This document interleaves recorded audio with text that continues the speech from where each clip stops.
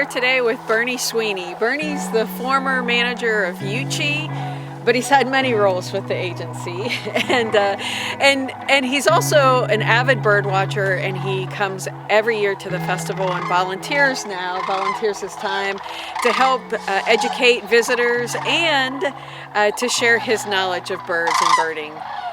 Thanks, Bernie, for being with me today. You're welcome. Bernie, tell me a little bit about bird watching and how you became interested in bird watching. I was trying to remember, it's been probably 20 years ago or longer. They started Partners in Flight, the call counts, to get it's not really a population estimate, it's just a tendency over the years of the songbird populations, and they call for volunteers. And I hadn't done a whole lot of bird watching, so the Partners in Flight is a call count.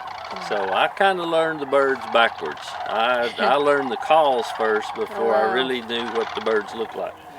So that was my indoctrination, and over the years it just graduated from there. I mean, and I had done all the crane festival days for however many there's been. I've been to all of them, but yeah, that was my start, was the PIF counts. What do you enjoy about bird watching? Well, I guess it's kind of a natural progression. The older I got a little lazy, I guess. Hunting just took so much time, and this is my hunting. I mean, because I learned the calls first wherever I am. I mean, I like to play golf, I fish. If I hear something I don't know, that sparks the interest. Then I think, well, what it could be, what it might be, and then I start looking. And it's I guess it's the thrill of the chase, just trying to figure out exactly what it is I'm hearing. So I have a few questions for you, but let's start with a few more questions. But let's start out about, what do you enjoy about the festival? Oh, I love between the regulars. I mean, there's folks that I've seen here years after year after year, sharing information. A lot of folks show up here for the festival, and it's like these birds are here for a week and gone, and you tell them, no, they really start coming in here in November, and they're not gone until March. And it really surprises them, because they don't really realize that the cranes are here for that length of time, and the kids. The first time you finally get, trying to get a kid to look through a spotting scope, it's hard enough for me to line one up, but then all of a sudden they do, and they go, wow, look, it's big. Yeah, okay, yeah, it is through the scope. Yeah. But yeah, that's the fun part. So I want to change gears a little bit. Bernie has worked on large restoration projects that benefit wildlife. A lot of people want to know what they can do in their small yard that might benefit birds. Yeah, like you said, most people don't have the acreage to do a large habitat restoration or a habitat change. You got to work what you got.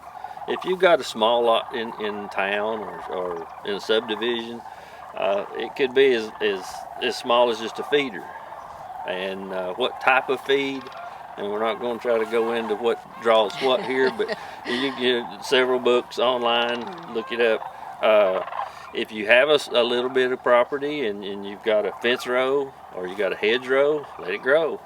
You may not be really popular with your neighbors, but I manage for successional stages, which is, without going in depth, is from a plowed field to mature forest. It progresses along, and each songbird really had a successional stage that it liked, and we tried to manage for the late middle succession.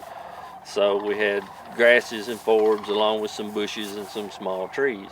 And if you've got a way to do that, I mean, you're going to attract more birds in that mid successional stage than you would about any other time. Would you recommend people plant native or non-native plants? No, native for sure, because there are a lot of, and I don't want to knock for nurserymen, but don't plant nandinas. The berries are poisonous. They're pretty and all, but you're not doing the wildlife a bit of good. So planting native plants. Plant natives, yeah. And there's a lot of websites out there that can help people. We'll native grasses. Now, one thing you can do, you can. A lot of people have a rose garden, or they'll have a flower bed of some sort. Make it a grass bed. You can plant big blue stem, little blue stem, switchgrass, Indian grass, all these native warm season grasses.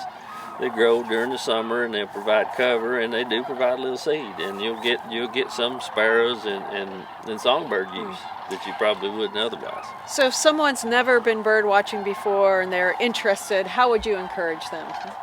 Find somebody and go with them. Okay. That's how I did it. I mean, we had Dr. Fred Alsop, ETSU. He was the first one that I actually went on a field trip with. And two things: keep your ears open and your mouth shut. And you'll get Good along. advice. You'll get along with any birder you ever go with. That's what you need to do. Listen and be quiet. So we'll have some on the website. We'll have some resources for folks, but any resources, online resources. Tennessee birding on Facebook is big right now. Okay, And great. about anything, and especially rare bird alerts. If something pops up, and a lot of folks, I keep a life history of birds I've seen from Alaska to all over wherever I've been. But it's a good, and they're really good as far as embracing beginners. If somebody, I see people on there regularly that how do I start? What do I do? And that's one thing about it. You really don't have to buy the $10,000 spotting scope and the $1,000 binoculars. If you got two peepers, you can go outside and bird watch. I appreciate that about you, Bernie. I do. I appreciate your love of birds. I appreciate your enthusiasm and how you welcome guests to the Hiawassee Refuge every year. Thanks for Thank you. being with me today. It's been a joy.